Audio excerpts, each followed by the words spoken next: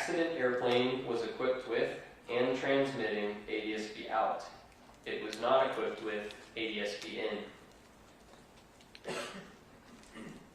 The Airborne Collision Avoidance System, or ACAS, is an onboard system that operates independently of ATC to reduce the risk of mid-air collision by displaying traffic information and alerting the pilots. ACAS works by monitoring the position and altitude of nearby aircraft that have an active Mode C or S transponder. ACAS serves as a last resort safety net when other safety barriers have failed. As shown in the figure on the right, ACAS iterations include the Traffic Alert and Collision Avoidance System, TCAS 1, TCAS 2, and ACAS X. ACAS products can issue two types of alerts to pilots. Traffic advisories, or TAs, are aural and visual warnings used to alert the pilot of a potential collision threat. Pilots can use a display to help them visually acquire the intruding traffic. FAA and operator guidance instructs pilots not to maneuver based on TAs alone. On the other hand, resolution advisories, or RAs, are aural and visual warnings with vertical maneuvers to avert a mid-air collision. Only TCAS 2 and ACAS X products issue RAs. The vertical maneuver commands are issued to pilots to climb, descend, level off, or maintain their flight path to resolve traffic conflicts. Pilots are trained to immediately obey RAs. They serve as a backup to see and avoid the application of right-of-way rules and ATC separation services. While TCAS 1 provides TAs, it does not provide RAs. Since 1993, large transport category airplanes engaged in air carrier or commercial operations have been mandated to have TCAS 2 installed and active. The airplane in this accident was equipped with TCAS 2. As part of the investigation, a simplified TCAS display was simulated using the accident flight data. Due to technological constraints, the simulation omits details that would have been available to the crew, such as the airport symbol, course overlay, extended runway centerline, or terrain. A symbol depicting the airplane is shown in the bottom center of the display. This video shows the display set to a 5-mile range. 5 and 2.5-mile distance rings are visible. An indication, TA only, located in the top right corner, indicates that RAs are inhibited at this altitude. The blue diamond depicts the relative position of the helicopter. Below the blue diamond are numbers that indicate the helicopter's altitude below the airplane in hundreds of feet. Occasionally, an up or down arrow will appear to the right of the blue diamond to indicate if the helicopter is climbing or descending. Using accident flight data, a simulation of the accident airplane's TCAS display is shown on the right. The blue diamond represents PAT 25, and the target symbology will change from a blue diamond to a yellow circle when a traffic advisory is issued. The crew of Flight 5342 received a TA for PAT 25 about 20 seconds before the collision.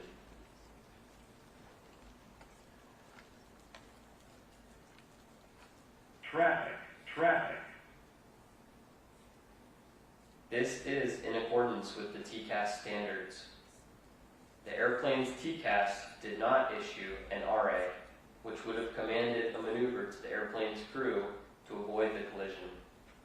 This functioned as designed per the TCAS standard. TCAS 2 inhibits RAs below 1,100 feet above ground level when climbing and below 900 feet when descending. Above these inhibit altitudes, a TA will always progress to an RA if the threat of collision increases. During the development of the TCAS 2 minimum operational performance standards in the late 1980s, significant research and testing went into establishing the inhibit altitudes as a trade-off between maximizing the effective alerting envelope and minimizing nuisance alerts. This trade-off was made based on the technological limitations available at the time of TCAS 2 development. The accident airplane was below the RA inhibit altitude, resulting in no RA being issued to avoid the collision. ACAS-X was developed as the next evolution of TCAS 2. The goal was to create a system that improved existing collision avoidance alerting while reducing the number of nuisance alerts. There are several variants of ACAS-X, including ACAS-XA, designed for commercial airplanes, and ACAS-XR, which is designed for rotorcraft. Advances since the development of TCAS 2 standards allow ACAS-XA to provide improved alerting. Among other enhancements, ACAS-XA systems utilize ADSB in information in addition to transponder interrogations and replies. ACAS-XA includes improved algorithms to more accurately reflect actual collision risk. The ACAS-XA standards are approved by the FAA. A series of simulations conducted by MIT Lincoln Laboratory using the circumstances of this accident showed that the crew of Flight 5342 would have received a TA about 8 seconds earlier if the airplane had been equipped with ACAS-XA, even though ADSB information directly from the helicopter was unavailable. Staff have proposed 2 recommendations to the FAA in this area. Although ACAS-XA can deliver earlier and more accurate alerts than TCAS 2, the current RA inhibit altitudes under ACAS-XA are the same as those of TCAS 2 and would have prevented ACAS-XA from issuing an RA under the accident circumstances. Simulations of the accident conditions were performed wherein the airplane was equipped with ACAS-XA. This time, the RA inhibit altitudes were lowered to 300 feet above ground level. The results of the simulations indicated that the risk of a near mid-air collision was with lowered RAs was reduced by more than 90%. Staff have proposed 2 recommendations to the FAA in this area. Other traffic display systems, such as ADSB in displays, can show directional traffic symbols that indicate a target's direction of flight, increasing pilots' situation awareness and reducing the time pilots need to visually acquire traffic. As depicted on the screen as a blue diamond, pilots must monitor the display over time to determine in which direction the target is moving. Alternatively, as depicted on the screen as a blue arrowhead, systems with directional traffic symbols rotate the symbol to indicate the target's direction of flight. Most TCAS 1 and TCAS 2 systems display non-directional traffic symbols. Although ACAS-XA systems can display directional traffic symbols, they are not required for certification as the minimum operational performance standards are currently written. Staff have proposed 1 recommendation to the FAA in this area. feature that could reduce the time to visually acquire target aircraft is the detailed traffic callouts in the ADSB Traffic Advisory System, or ATAS. ATAS generates verbal alerts indicating the clock position, relative altitude, range, and vertical tendency of proximate traffic. For example, traffic, 2 o'clock, high, 2 miles, descending. ACAS does not include detailed traffic callouts that could reduce pilots' time to acquire a target. Staff have proposed one recommendation to the FAA in this area. The accident helicopter was not equipped with TCAS or an integrated ADSB in traffic display, nor was it required to be. ACAS XR, the version of ACAS X designed for rotorcraft, is still under development. Therefore, no ACAS XR systems are commercially available. The simulations using the circumstances of this accident showed that had the helicopter been equipped with ACAS XR, the risk of a near mid-air collision would have been reduced by more than 50% without changing the airplane's TCAS to inhibit altitudes. Staff have proposed one recommendation to the FAA and one recommendation to RTCA in this area. This concludes my presentation. Now Captain McKenney will present.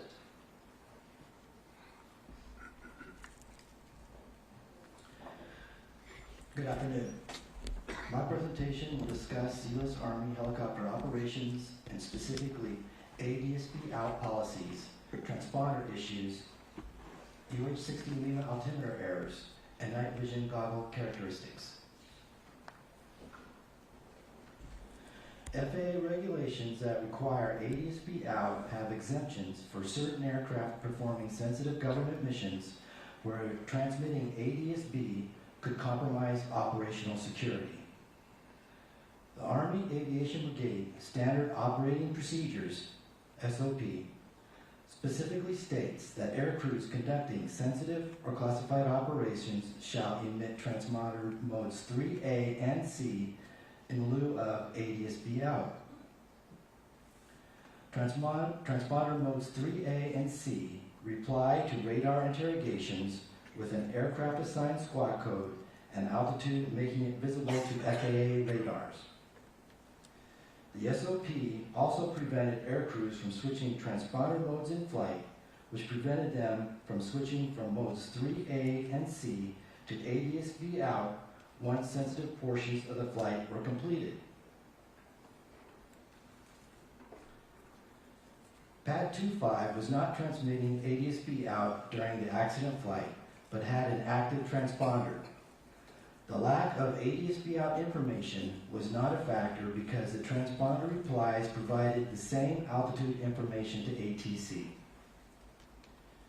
A review of ADSB data from the UH-60 Lima helicopters at the battalion showed that the accident helicopter, as well as 7 others, did not have a recent history of transmitting ADSB out information since 2023. We found that an incorrect transponder setting on these 8 helicopters was the cause of the ADSB out issue. The Army Aviation Brigade Standard Operating Procedure restricted flight crews from changing transponder modes in flight. This restriction prevented flight crews from transmitting ADSB out when flying non-sensitive portions of their mission. Additionally, the U.S. Army did not require a recurrent check of the installed transponder to ensure it was transmitting properly, including the ADSB out function. Because of this, the battalion was unaware of the ADSB out issue on 8 of their helicopters. Staff have proposed one recommendation to the U.S. Army and 2 recommendations to the Department of War in these areas.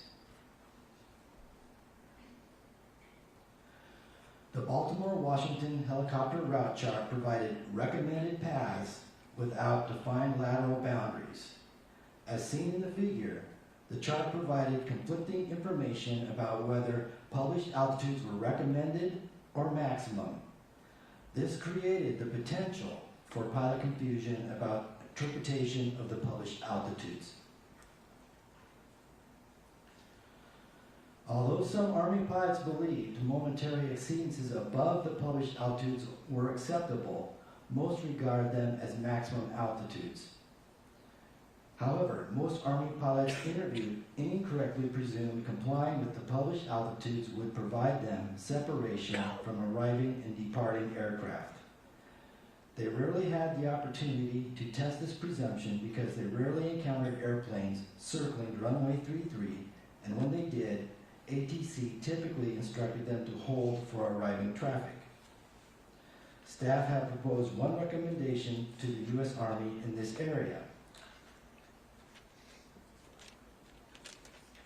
Aircraft pitot-static systems and barometric altimeters have defined performance specifications, including tolerances for allowable errors after manufacture.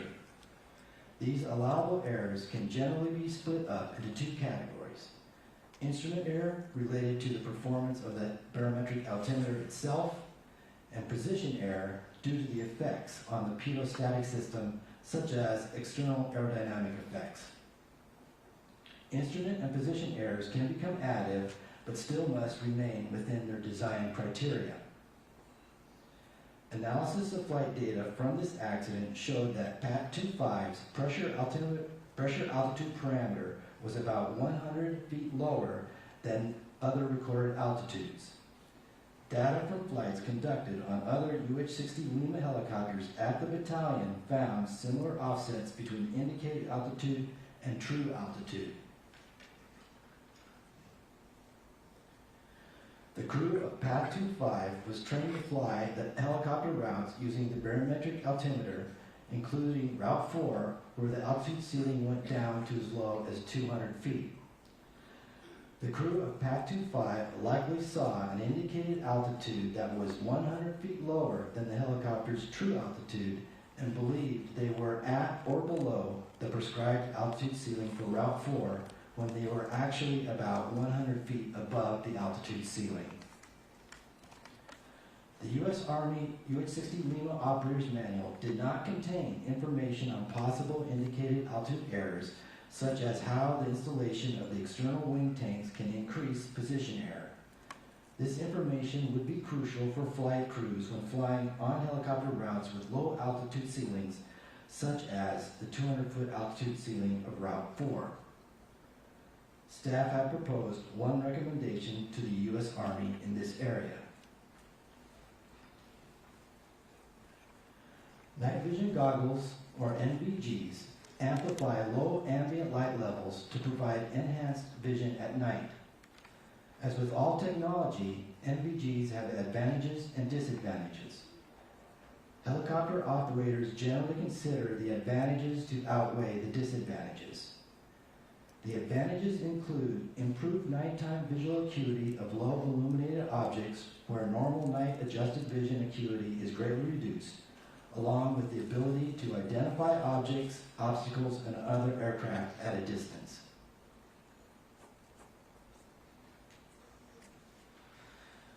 To illustrate the difference between aided and unaided night vision, we can take a look at these three images. The images were taken about the same time from the same location looking south from Haines Point. The image on the left is normal unaided night vision. Images in the center and on the right are looking in the same direction using green and white night vision goggles. In the NVG-aided images, stars can be seen along with aircraft approaching DCA as far as 14 miles, which are distinct points of light against the sky background. The water features and lights along the distant shoreline are clearly discernible.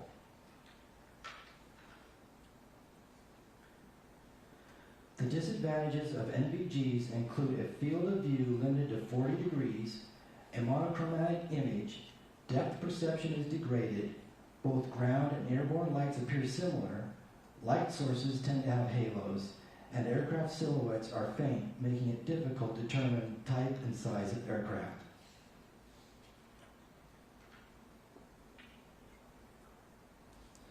The pilots are trained to compensate for the narrow 40-degree field of view by using a focused visual search in sectors by turning their head.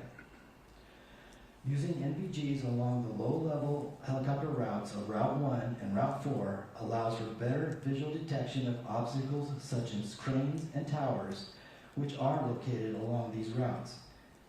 NVGs allow for the detection of aircraft above the horizon at a distance. However, detection of other aircraft below the horizon surrounded by cultural lighting is difficult, especially if relative motion of that target is negligible. Determining the other aircraft size, type, distance, and orientation is difficult because of the monochrome nature of the image, degraded depth perception, halos around point light sources, and the difficulty in perceiving the aircraft silhouette. All 3 crew members of Pad 25 were using NVGs at the time of the accident and had 4 NVG sets on board, 2 green and 2 white.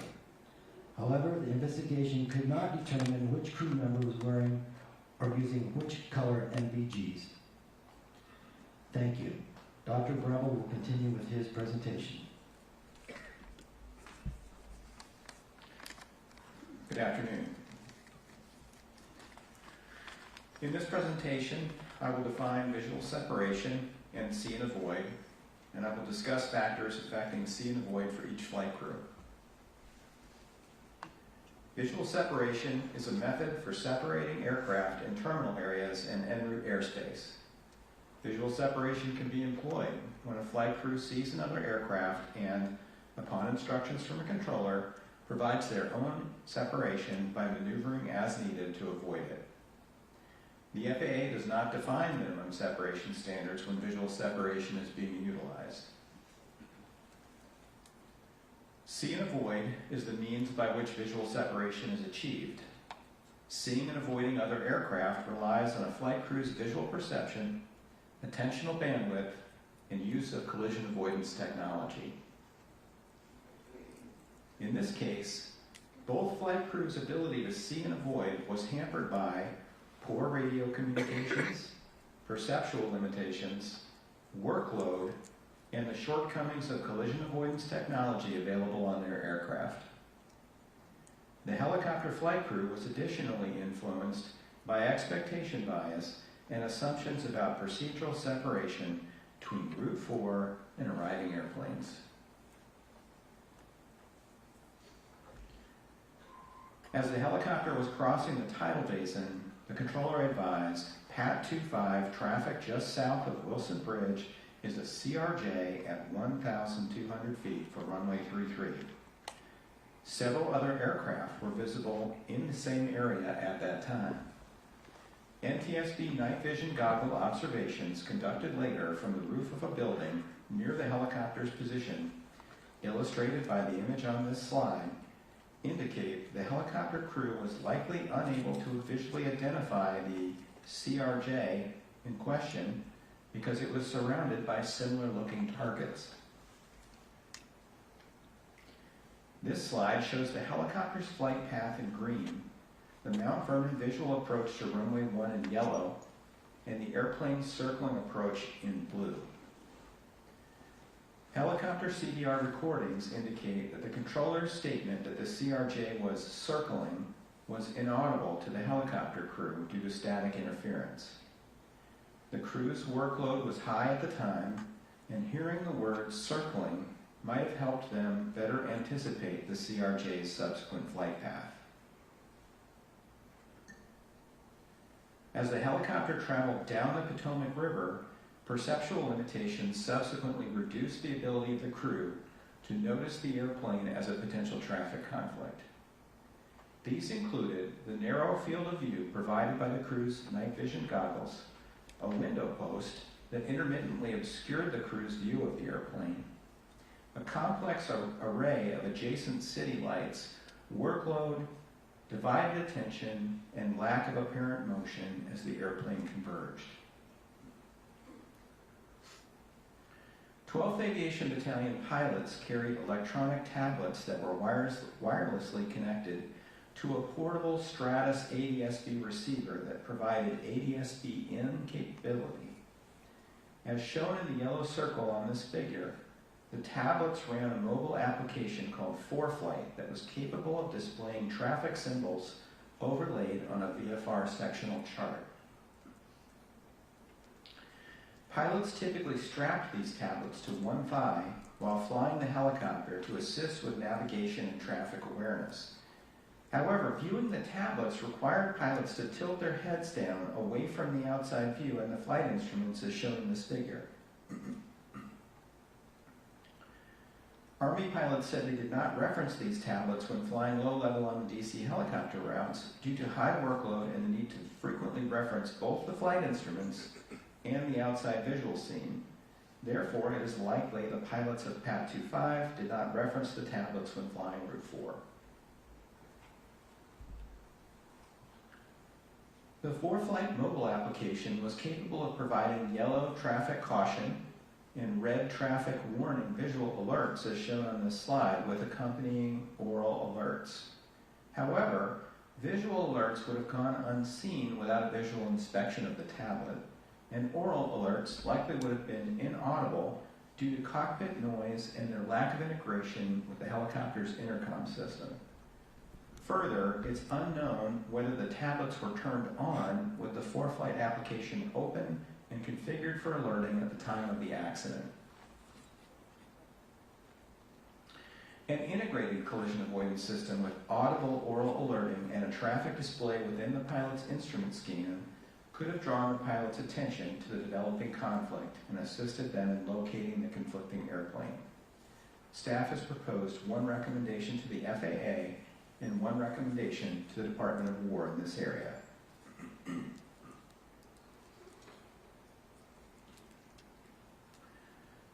Radio communications came into play again when the controller asked if PAT 25 had the CRJ in sight. The controller did not provide a clock direction or distance. As a result, the helicopter crew did not know where to look for the target. As shown in this figure, there were multiple other airplanes in view that could have been mistaken for the CRJ. The local controller directed the helicopter crew, PAT 25 passed behind the CRJ. However, the crew was unable to hear the words 25 passed behind the due to a partially blocked audio transmission. As a result, the message the helicopter crew received was PAT CRJ. The instructor pilot responded that the crew had an aircraft in sight and requested visual separation. The controller, unaware that his transmission had been partially blocked, approved the request. Hearing the instruction to pass behind the CRJ might have prompted the helicopter crew to ask a question of the controller or perform a broader visual search. Staff is concerned that blocked transmissions can lead to miscommunications and reduce flight crew and controller awareness of potential hazards. As a result, staff have proposed one recommendation to the FAA and two to the Department of War in this area. The helicopter crew's communications and actions leading up to the collision indicated that they lacked an accurate mental model of the CRJ's location and intended flight path. As a result, baseline expectations likely drove the instructor pilot's visual search. Only 5 to 7% of northbound arrivals typically landed on runway 33. Therefore, the pilots likely assumed the CRJ, referenced by the controller, was one of several airplanes approaching runway 1. The instructor pilot's comment, "kinda come left for me," reinforces the idea that he thought one of the airplanes approaching runway 1 was the airplane in question, because although deviating to the left would have increased the distance from those airplanes, it would not have alleviated the conflict with Flight 5342. Moreover, neither the helicopter pilot nor the instructor executed an avoidance maneuver or vocalized any concern prior to impact, indicating they were unaware of Flight 5342 approaching from the left. I will now discuss factors affecting the airplane crew's ability to see and avoid. The local controller never provided a traffic advisory about PAT 25 to the crew of 5342.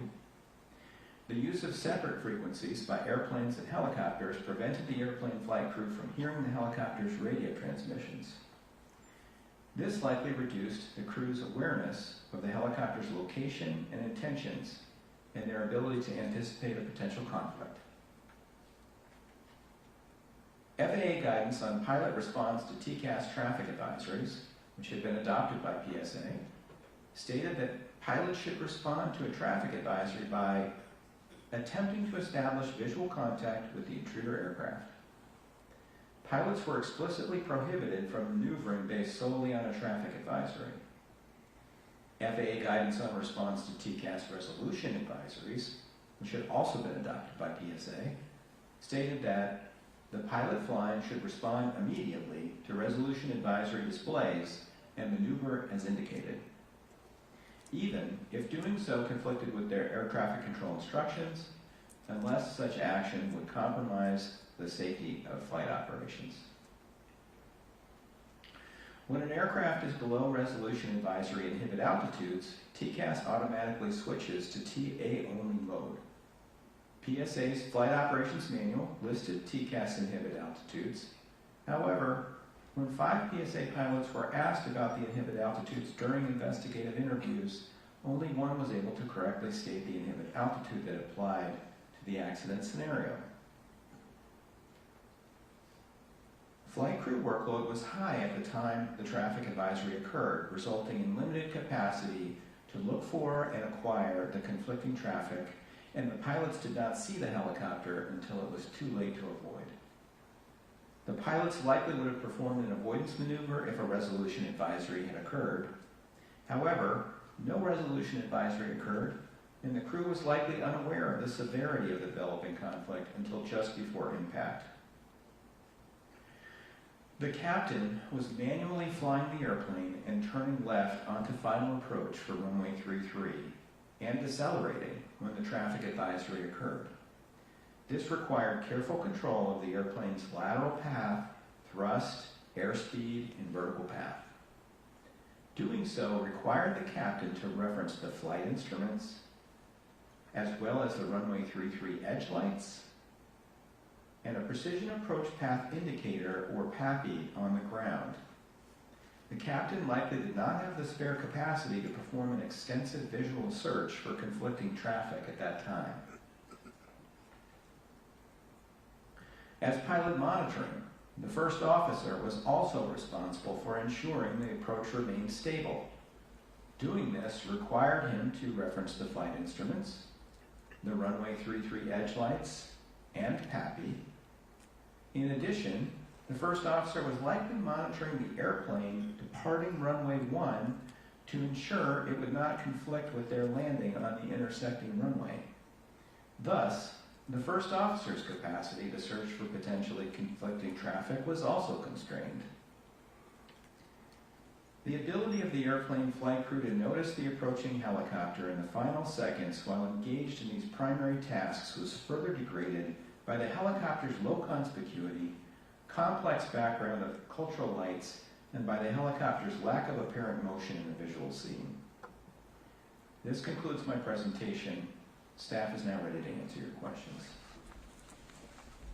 Thank you very much. We will now move to board member questions. We'll start with Member Grant. Thank you, Chair. I want to pick up with visual separation as it applies to the helicopter operator. It was clear from the interviews we did and the investigative hearing and other information uncovered during the course of this investigation that all helicopter operators in the DCA Class B airspace had come to expect that they would request visual separation from DCA tower almost immediately. Is that correct? Yes, it is. And that, I want to iterate this point, it wasn't just Army, it was all the civilian operators also, according to Mr. Dresser's witness statements in the hearing. That is correct. Was it also true that in an interview with the Army Standardization Instructor pilot post-accident, He stated that he and other pilots he knew would request visual separation from traffic that they had not yet visually acquired. Yes.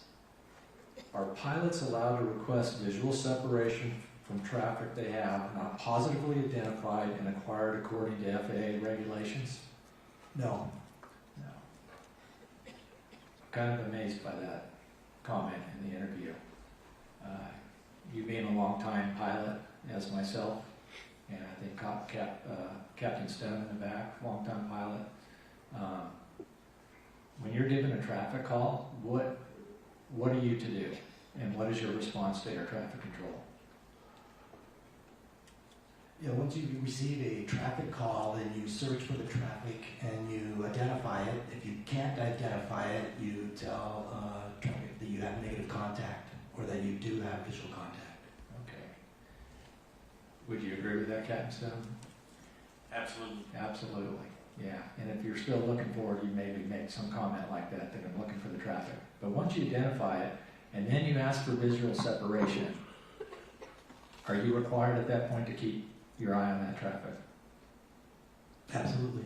And if you lose the traffic at any point, what should you do? You'll have to notify ATC that you have lost the traffic. Yeah, traffic is no longer in sight. Would you agree with that, Captain Stone? Yes, that is correct. Did that happen in this case? No, it did not. Did not, no. I like that you pointed out the fact that it would be pretty much impossible to pick out which one the traffic was in your visual study out there. Now, 15 seconds prior to the collision, the helicopter IP, they were about a mile away from 5342. A requested visual separation, is that correct? I believe so, yes. Do you believe, or the rest of the team believe, that they had sight of the correct aircraft at that point? We don't believe he had sight of the correct aircraft. Yeah, I would agree. And unfortunate for them. Do you think if they, and this is an opinion question, if they had sight of that aircraft where it was, they would have made some kind of positive control movement to deconflict with the aircraft? Absolutely. Had an appropriate safety alert from the air traffic controller, would that have helped in this situation? I believe it would have, because it would have directed their direction they needed to look for the traffic. So they would have looked in the 1 to 2 o'clock position for the traffic, and they would have possibly identified it. I agree. Do you feel, and I'm going to ask this of Dr. Bramble, do you feel the lack of the circling call that they did not hear the helicopter crew, do you think that played into them not being able to visually acquire the aircraft? I do think it had an impact, yes. Now they did, as far as we can tell, did hopefully hear 3-3, but how do you think that played into this at all? So they were high workload at the time, calling out cranes in the middle of a turn. The instructor was giving the pilot feedback on use of paddle, and they heard this partial transmission that said the CRJ was going to 3-3. Realizing that was going to conflict with their flight path further on Route 4, required them to do a fair bit of thinking about the transmission, and it appears that they didn't process that information very deeply, just thought that target is a long ways away, we'll worry about it later.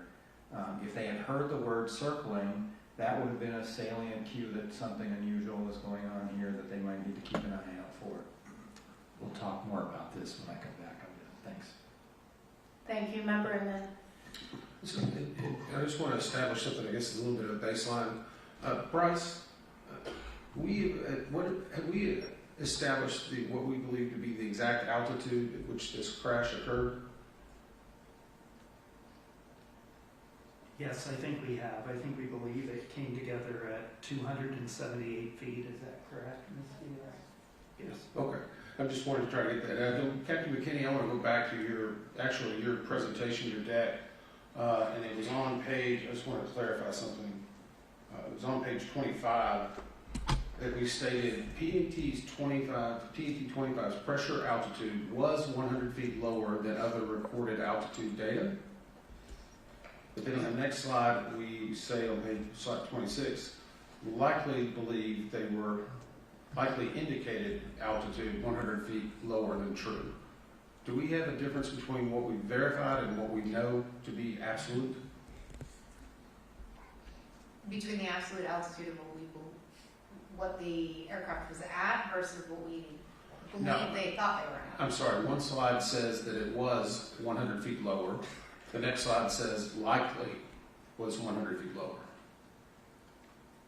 It might just be a statement, but the FDR recorded pressure altitude, if you made the correction for the local barometric conditions, was 100 feet lower than the other altitudes. And we believe that that is likely what they saw on their altimeter.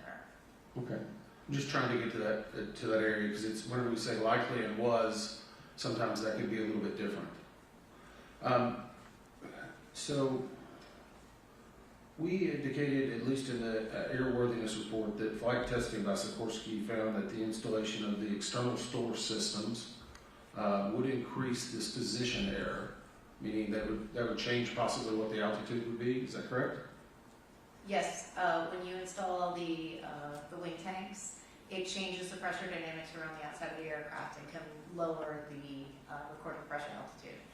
So is there any way for a crew to mitigate that, or do they have to just take it into account and know that it's there? I would pass this to Mr. Shin. Shihun? For the UH-60L, the crew would have to take that into account mentally in their mind. So is there anything in there, at least pre-flight or training or manuals, where they know they're going to have stores that they would pre-brief or at least indicate that or make it aware between the crew? That information was not in the UH-60L operator's manual. So they just kind of have to know? We don't believe they knew since the Army did not have that published in the manual. Okay. And we have a recommendation in that area. I understand. I'm just trying to build into some of the, as we said before, there's not individuals. This is a systemic issue with a lot of manuals and a lot of policies. How do they educate Army air crews on the position error when they will encounter with this ESS? Is that in their flight training? Is it passed down? Do we get any information of how flight crews would know this? They wouldn't know it. It's not in their manual. It's not in the training. Okay. So in the I'll go into a different area real quick. So we did some discussions in regard to ADSB and the alerts. And I guess if the helicopter, so let me go back. If an ADSB display indicates a traffic advisory or an RA, does that override a controller's instruction as a pilot? Yes. But earlier in the last panel, we showed where it needed to be an emergency, or it had to be something in the FAA circular, specifically what the controllers are told. And no pilot in command may deviate from that unless an immediate clearance is obtained, or emergency exists, or the deviation is a response to a traffic alert and collision avoidance system resolution advisory. Yes, if it's coming from an ACAS system and it's a resolution advisory, then the pilot is authorized to deviate from the ATC clearance by the FAR that you had up on the screen earlier. So I guess my question is, if we ask them to lower the RA threshold from the 900 feet now, does that mean that all air traffic controllers will have to be retrained, as will pilots? There will be training, yes. I'm just curious if that injects additional risk. There's always some risk associated with that, but I think the staff has thought this through and think there's much more benefit to it than risk. I'm not disagreeing with your recommendation. I'm so only think that I'm just trying to make sure we get all the facts out there. Thank you. Good thing we have an FAA that will, when doing rulemaking, determine any risk and address that risk, including training needs. When you are flying an MSL route, Mr. McKinney, would you be using your barometric altimeter? Yes, That's what you'd be referring to. that's correct. And could the left seat pilot have easily observed altitude indications on the opposite side of the cockpit? But It will be a little difficult, but they can see it. looks a little difficult from. Cross cockpit, yes. Yes, we actually did an observation in the simulator. It was very difficult to see the instruments on the opposite side because they're inset and you'd be looking from the side. Correct. So 17 seconds before collision, the aircraft were about 0.84 nautical miles apart. The helicopter's recorded radio altitude was 281 feet. They would have thought, given our assessment that the barometric altimeters, they thought they were 100 feet lower, they would have thought they were below 200 feet, correct? Correct. 6 seconds before collision, it was 266 feet. Again, they would have thought they were under 200 feet. That's correct. 4 seconds before collision, 278 feet. Again, they would have thought they were under 200 feet. They would have not known. That's correct. Okay, so we have established that they thought that they were below 200 feet. We conducted 3 flight demonstration flights. All 3 showed barometric altimeter readings that were 80 to 130 feet lower than true altitude. We also looked at the ESSS, which would add an additional 30 feet. Were the instrument, and so we've got instrument errors, we've got position errors, and then you from rotor downwash, right? And then we've got some adjustments for temperature on the day. Were the instrument and position errors known by the Army? Army, not the pilots. Yes. How about the pilots? No. Should they have been? Yes. Would it have made a difference if they actually knew they were below 200 feet? I believe it would. They would incorporate that into their training, and then they would fly a more appropriate MSL altitude on those routes. Yeah. So you have this tolerance stack of a bunch of instrument position errors. You've got temperature correction, which all add up to this 100 feet. Then you've got the addition of 30 for the ESSS. What is the Army doing to address this?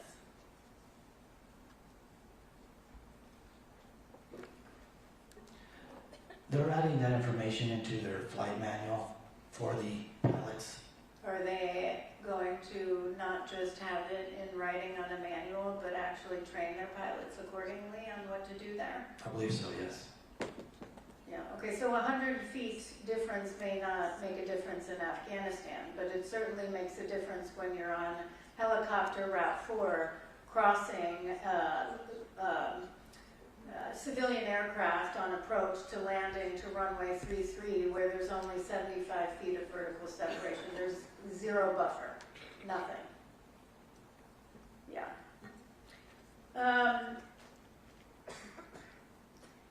Dr. Bramble, can you talk a little bit about your expertise? You're a national resource specialist for the NTSB. Talk about your expertise in human performance and some of your background. Sure. I have a PhD in human factors from an interdisciplinary program in psychology and industrial engineering, and I worked for a flight safety, a flight training and simulation company for a few years.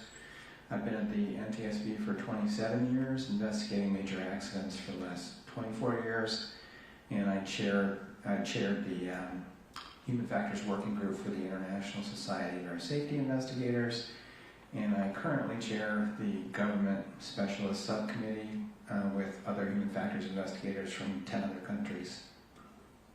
Do you believe the limitations of see and avoid, which we've referenced back to 1968 in numerous investigations, 96 alone within the past 2 decades, could be overcome simply by telling a pilot to do better, pilot diligence in scanning for traffic? No, we need to do a better job supporting pilots in that task. And I'll come back to that. Member Graham. Thank you, Chair. I want to go back to trying to figure out why PAT 25 crew didn't positively identify Flight 5342. Dr. Bramble, can you explain what expectation bias is? Sure. It's sort of related to confirmation bias in that when you have a strong expectation about things going a certain way, you tend to notice confirming information and overlook disconfirming information. And is expectation bias a well-known vulnerability in human performance? Yes, it is. Yes, we see it a lot, don't we? Yes. Captain McKinney, did Army 12th Aviation Battalion flight crews receive any specialized training on the route structure, including approach and departure paths at DCA? They did not receive specialized training. The training they received was general aerial familiarization, and of course, their basic airmanship. They recognize, runway alignments and traffic in that way, but there's nothing specific about DCA. Okay, so would it be fair to say that their expectations for where traffic would be arriving and departing from at DCA would be driven by their experience? Yes. Okay, rather than formalized training, correct? Correct. Okay. As we pointed out in that table I had up earlier, table 18, we see that about 90% of that traffic, even at night, goes on the north flow, land in runway 1. Majority of that traffic was landing on runway 1. So, with their prior experience, I would say the majority of the time, if not almost all of it, they would have been seeing traffic landing on runway 1 and not on 33. Would that be correct? Yes, that's correct, and that's what we heard in their statements also when we interviewed them.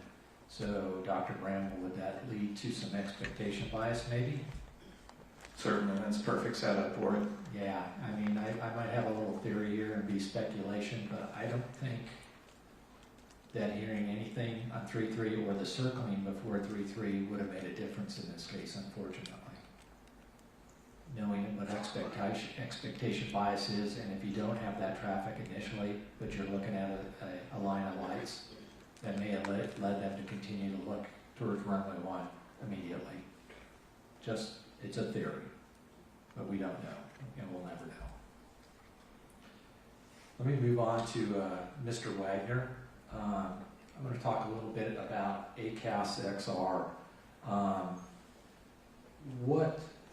How has ACAS been adapted for the rotor wing aircraft? ACAS XR is different from previous iterations of ACAS in that instead of just offering vertical maneuvers to aircrew, it offers also horizontal maneuvers, and additionally, the committee that's writing the minimum operational performance standards is looking at having significantly lower inhibit altitudes for XR when compared to XA or XO, for instance. And you said it's not available at this point, correct? It's still in development, that's correct. What are minimum operating performance standards or MOPS?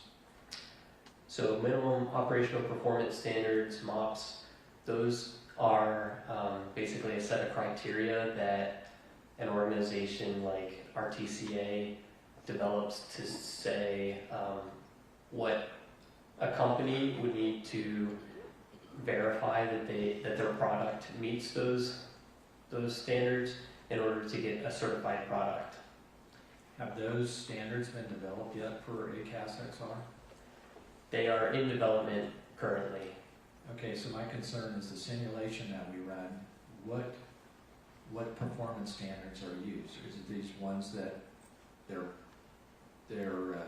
maybe they're thinking of having, or what do we know? What are the performance standards for the simulation? So the simulation used performance standards that They are still in draft. There's some ability to modify those. However, in speaking with the committee chair just a week ago, he stated that they intend to have the standards finalized by December 2026, so within less than a year from now. Okay. So we believe that it's mature enough technology that we can make recommendations in those areas. So the simulation software is a best guess at this point of how it's going to be, the standards are going to be? I wouldn't characterize it as a best guess personally. I think there's still a couple small things that they need to validate before they finalize the standard. Okay. I think Captain Stone may be able to offer a little bit more information. Be quick, I'm past my time. And I would say that the standards are 95 to 98% complete, so they're much more than just in development. Okay, and how long have they been developing this for? A long time. Long time? Okay, thank you. Member Inman. I want to go back to this. This was actually an evaluation flight. So we know that there's an evaluation going on, and I'm kind of concerned or wanted to figure out maybe this is human factors or actually an expectation bias. But we noted 27 mentions of wind and turbulence, the brief loss of the crew coordination on who was flying, a failed landing, and a pilot-initiated wrong turn, all during this evaluation flight. At what point does an instructor pilot say, we need to knock it off? It's time to end. Well, this was a proficiency evaluation, you're correct. And so the pilots being evaluated on their ability to fly the aircraft, manage cockpit resources, navigate, whatnot. I think as an instructor pilot, doing an evaluation, don't really, you're looking for an unsafe action or situation where you would call knock it off. Otherwise, I think most instructors just continue with the flight. Do you think instructor pilots are given enough latitude or at least direction on when they should knock it off? Yes, that's totally their decision.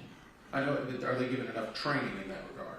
I believe so. They're specially selected because they have good judgment abilities. Do you think that this IP was empowered to end it despite evaluating a senior ranking official? Absolutely. He was the instructor pilot in command.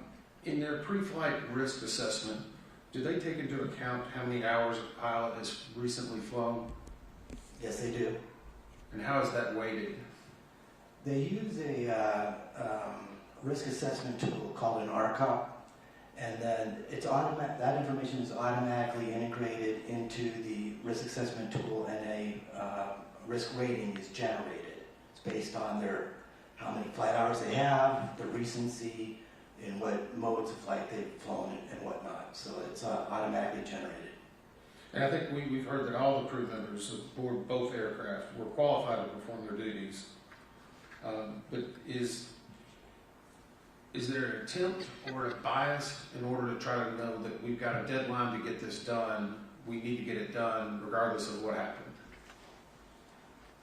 We did not, the investigation did not reveal anything like that. Okay.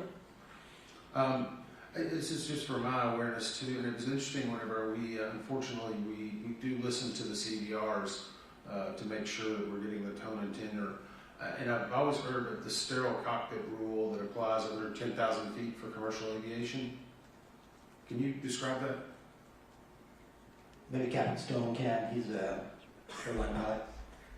Yeah, so it's below 10,000, usually it's 10,000 feet. Some airlines have it up to 18,000 feet, and it's basically only operationally significant information can be discussed. So you can't have a conversation about where we're going to go eat tonight or anything like that. So it's got to be directly related to the safe operation of that flight. Does the same thing apply to the military or to helicopters? Not with helicopters, no. Helicopters You're operating below 10,000 feet almost all the time. So it's a different risk for a helicopter than it is for a fixed wing airplane. different risk. They're treated differently, I should say. That's correct. Helicopter operations are typically low altitude. You're always going to be communicating with your crew on the situation aircraft, looking for traffic, navigating, and communicating with each other about what's going on. So yeah, that's always going on in a helicopter. Okay. And I know we talked a little bit earlier about the bias that these pilots have not been seeing aircraft arriving on 3-3 very often. Did we have a number of ATSEP reports on that? Did we find where this was specifically more defined at night? Do we have any data on that? I think that's something that we'll be covering in the next panel. Okay. I'll wait for the next one. Thank you. This may be for Mr. Hoyt. Hi, Nathan. Welcome to the discussion. All right. So I referenced in my opening statement a 1968 mid-air collision, and again in 69, which was the worst air disaster in Indiana and remains so. We just passed, not a few years ago, the 50th, the mark of the 50 years since that occurred. And I mentioned the board's significant work in 1968 and 69 to hold mid-air collision public hearings in general and issue a number of recommendations, including, again, after 1968, recommending the expeditious development of a collision avoidance system and implementation on all civil aircraft. Also of note, in July of 1969, was the NTSB's first ever recommendation on another collision avoidance technology, positive train control, to prevent train-to-train collisions and to prevent incursions. Is basically a train slamming right into a work zone and hitting people. We issued a recommendation on positive train control so numerous over the decades, over 50 years, that I could hardly count. It was many, many times, sometimes 6 times a year. For 50 years, we issued that recommendation. In 1969, there was no standard for positive train control. There was no group that got together and agreed on a written document of a standard for positive train control. It didn't even exist. Did not exist. But we recommended it. And guess what? Yes, it took us 50 years to get there. But Congress mandated it. They mandated it because of our recommendation, but in between 1969 and when it was mandated and fully implemented in 2020, over 300 people died and 6,200 people injured, seriously injured. Death after death after death. It wasn't the first time we issued a recommendation where technology did not exist or there was no standard in writing. Let's just review 1968, when seatbelts came into play. We issued our first seatbelt recommendation, now knowing 450,000 lives were saved.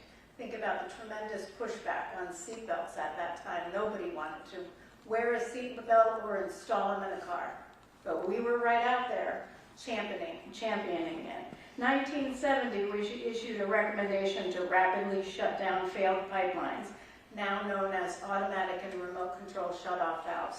Didn't exist in 1970, but we investigated 15-something explosions, including one at a daycare that killed so many people.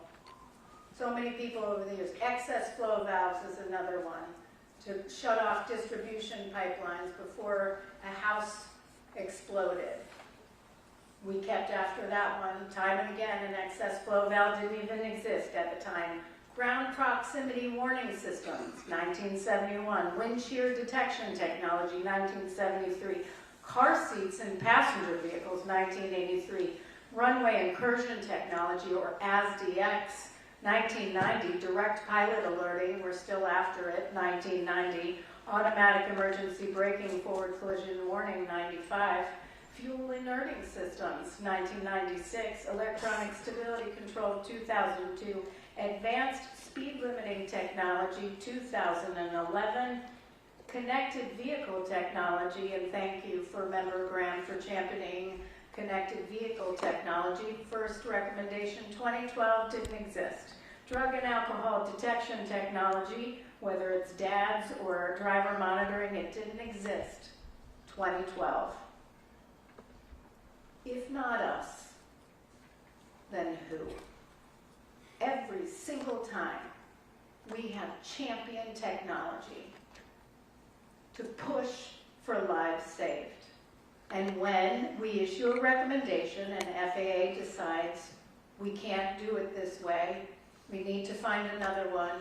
Mr. Hoyt, is there an option for FAA to say, well, we can't do it this way, but we are going to do it this way? Yes, if a recipient has another alternative plan or solution for recommendation, they can propose it to us and we'll consider it. And if we think it's appropriate, we will propose an acceptable alternate action. Thank you very much. Member Graham. Thank you, Chair. I want to talk about technology now, too. I've been a big proponent of technology to help as a backup system out there. TCAS was a big deal when it came out. It has matured over time to be a really good thing, and it has saved my rear end a few times over the years with a resolution advisory. Unfortunately, in this situation, this accident, it had limitations where it wouldn't work, it wouldn't be effective. I think we've got to the bottom of that. So I want to talk a little bit about ACAS and ADSBN going forward here. I think it's important to point out I'm a believer in ADSBN, but I'm only a believer if we do it right and how it's integrated into the cockpit. Just to have it in is worthless, but if we do it right, what would that look like, Captain Stone? It would require that there be directional targets and that it's in a location on the cockpit in the primary field of view of the pilot so that they could see it. And also the audio for the alert integrated into their audio system so they could hear it. Yeah, so I would agree with that. You know, what else would be good tied in with that? Would it be directional alert, range, altitude? Yes, and one of our recommendations, we're asking that more information be given to traffic alerts, so that, and that's the first step in this, in developing situational awareness as to where the traffic is, where the conflict is, and we're recommending that be enhanced beyond what it is today. I would agree. We've seen in the past just to have ADSBN and Ketchikan for our IIC, Mr. Banning, that just having it without an alert, oral alert, or a visual alert was useless, was it not? And unfortunate. So, let's talk a little bit about ACAS. Does it incorporate ADSBN? Yes, it does. Okay. So is that just one of the inputs to ACAS? Would that be correct? Yes, ACAS can function off of interrogation and reply, just like TCAS does, but it has the ability to actually look at the geometry, which TCAS really doesn't look at geometry. So. Correct. Is there an iteration of ACAS out there that would allow for the ADSBN to make the clock code, range, and altitude callouts? There is no ACAS that's specified to do that today, but it could be. Could be. Might be neat if we're going to use it. ADSBN with it, it would be nice for the crew. So these systems are great, but they're not the primary means of traffic deconfliction in most cases. Is that correct? That is correct. It's primarily air traffic control separation and could be visuals, which could include visual separation. Correct, yeah, and in this case, this unfortunately was an incorrect visual separation, I would say, on behalf of the tower and the aircrew in this case. And yet, if we had some of this technology in the future, maybe this accident doesn't happen. But it was a breakdown initially in the visual separation. I see my time's up. Thank you. Member Inman. I appreciated, Sherry, you bringing up the PTC, and it actually resonates with me a lot. And I would go back to whenever I was the Chief of Staff of the U.S. Department of Transportation, 2020, we actually got that implemented. But it also reminds me that it was another recommendation, and unfortunately from the Colgan air crash in 2009, that had been outstanding, pilot record database that the NTSB had recommended. And it took from 2009 until 2019 to get the FAA to adopt that. And I will say this, I'm being on the receiving end of that, and I'm going to speechify a little bit, but it's going to take everyone in this room and everyone that's watching. I think we have a receptive administration, a receptive secretary, a receptive FAA administrator, but you have to continually put that in front of them. And that's how PTC, that's how PRD, Colgan families became huge advocates, and that's how they were successful in getting that done. So it's a good message to know that we don't give up, but no one else can give up either. So I just want to mention that. Let me go back to see and avoid. Are pilots trained differently to see and avoid versus a helicopter pilot versus a fixed wing pilot? Not particularly. Is it not just basic knowledge that you don't hit something? Sorry. Yes. Isn't that the core fundamentals? Don't hit something else? And yet we're using this terminology to see. Rocky, I see you back there laughing a little bit, but I know it's not funny, but it is. It's so ludicrous. It's kind of ironic, I think. Am I wrong in that? I agree. If I could add, I mean, in order to avoid something, you have to first see it and see and avoid it. I think we identified some challenges in this case for that. I just wonder why we're continuing to let, and I don't disagree that the technology can help avoid part of that, but I go back to we train people to see and avoid or request visual separation. It seems like it's just meant for the sake of expediency rather than it is actual safety. Is that a good assumption? I think staff determined in this case that there was an over-reliance on it in order to ensure the efficient flow of traffic in the terminal area. So it's more about getting the planes efficiently where they need to be. We believe there was a drift in operating practices due to that pressure, yeah. I think, shouldn't it be getting them there live versus efficiently? Yes. It's a little rhetorical, I'm sorry. In regard to night vision goggles, is there ever a time whenever a helicopter crew would advise air traffic control, or they would let them know that we're in a training, either in a training flight, a proficiency flight, or using night vision goggles? Right now, there's no requirement to do that. But we've identified increased risk, obviously, when helicopters are using night vision goggles and operating in a complex airspace. There's advantages and disadvantages in using night vision goggles, and all the helicopter operators in the National Capital Region use them because they think it's advantageous.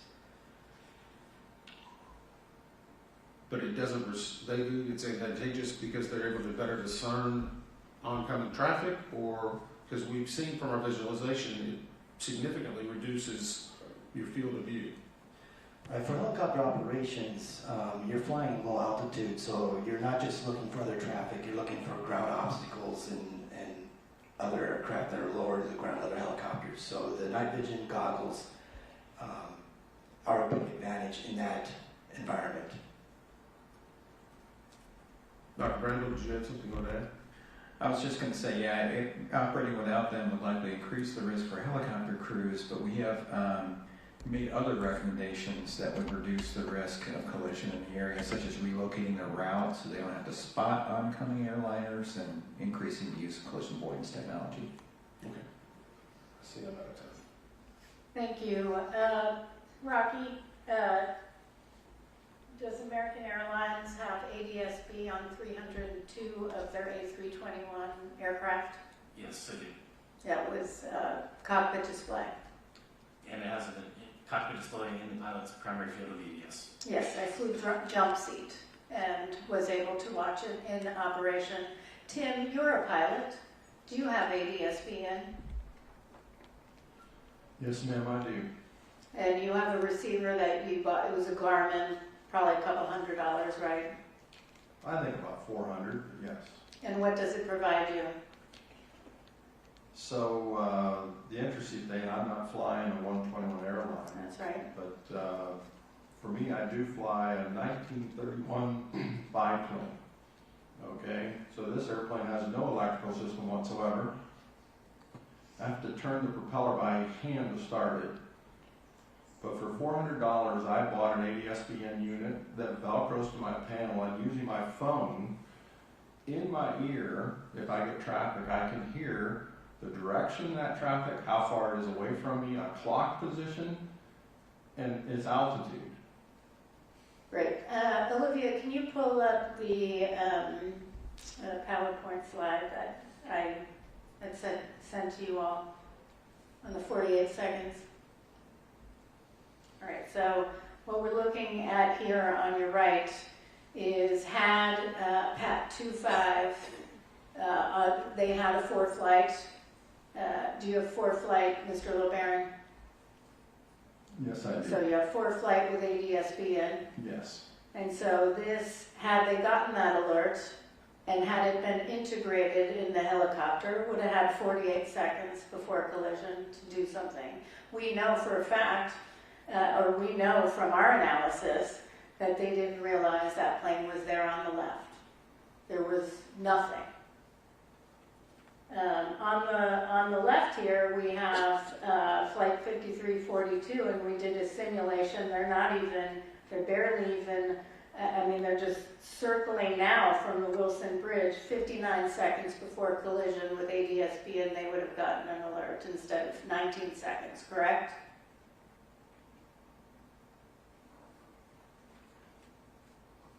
Anyone? Yes, that is correct. That is correct. So would you rather have 19 seconds or 59 seconds? Well, I'm not sure of the questions too, but I'd rather have the 59 seconds. That's correct. That's right. I mean, look how far out they are. That is our simulation. So let me tell you, with respect to ADS-B, the NTSB has recommended ADS-B out and in supported airborne traffic advisory systems that include oral and visual alerting functions 17 times since 2006 on Part 121, Part 135, and general aviation aircraft. In 2008, the board took a position in response to an FAA notice of proposed rulemaking which required ADS-B out. That the NTSB expressed concern that the FAA did not plan to require ADS-B in capability. We stated the safety board believes that the benefits of ADS-B technology warrant rapid adoption. We stated our concerns in that letter. We said to FAA at the time said they had not identified as a requirement for maintaining safety and efficiency of NAS operations. We told them we disagreed, said their assessment was incorrect, and that equipage of aircraft with ADS-B in capability will provide an immediate and substantial contribution to safety, especially during operations in and around airports. We went on to say ADS-B in provides a ready method of sending warning information to pilots, providing confirmation of clearances, on and on. It is a backup. Because why? Humans make errors. We know this. Why do you have technology? I mean, Member Inman talked about, they implemented positive train control. Guess who wrote it in legislation? That'd be me. Why? Because of your work. Over and over and over again. And so we went on. to continue recommending ADSB in. I wonder where we would be today if they actually did it when ADSB out was required. Where would we be today? Perhaps we wouldn't even be here. 59 seconds. 48 seconds. We might not have to be here. So my time is up, but I'm going to come back to this. Member Graham. Member Inman.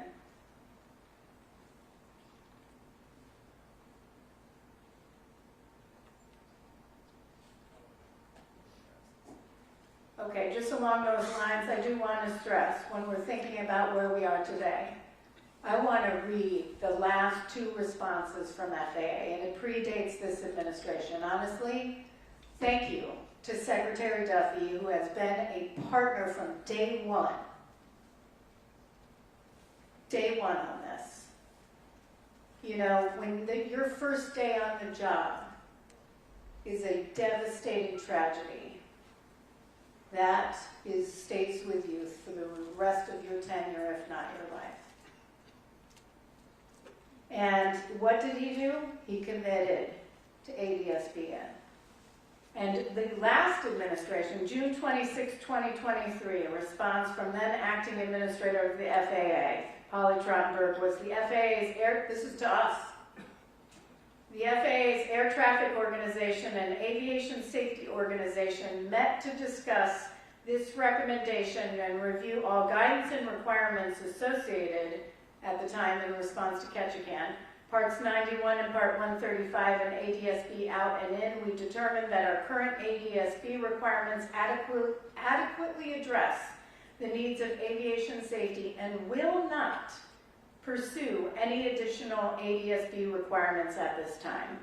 And then we had another one, the last from them was November 6, 2024, Mike Whitaker, response to us saying, based on our discussions, it has been determined that our current ADSB requirements continue to adequately address the needs of aviation safety. The FAA will not pursue additional ADSB operator requirements at this time. In other words, they were okay without and not in.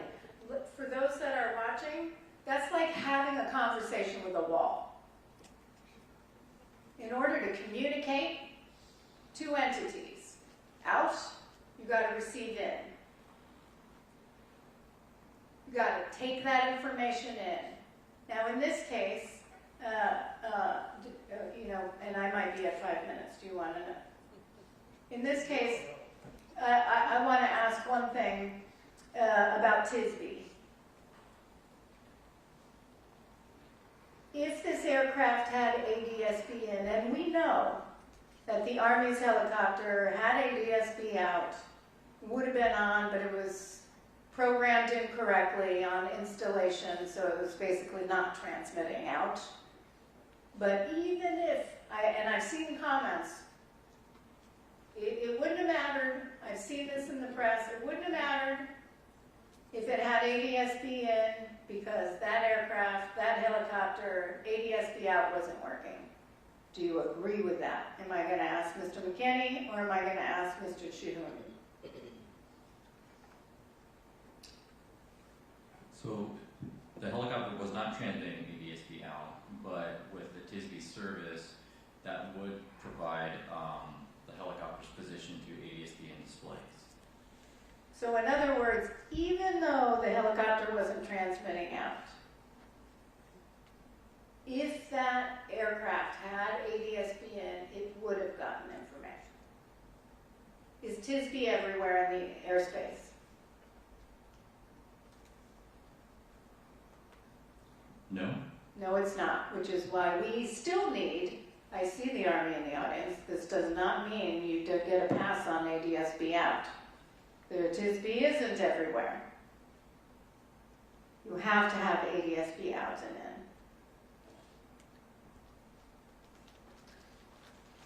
Okay. Anything further? Okay, we're going to take a 15-minute break. Lunch break. Apparently, I don't know what